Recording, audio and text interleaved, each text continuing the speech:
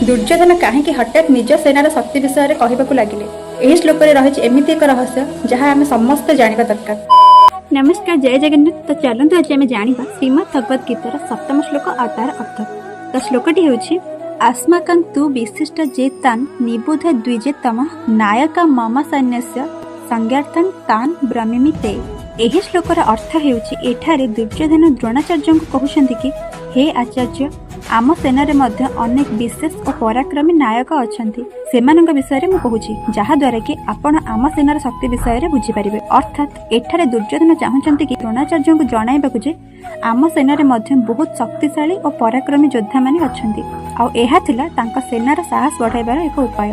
तो यही श्लोक आमको शिखाए जीवन में जेकोसी समस्या आसना कहीं निज उपर विश्वास थे जेकोसी कष्टकर काम को भी आम मैंने सहजरे करें।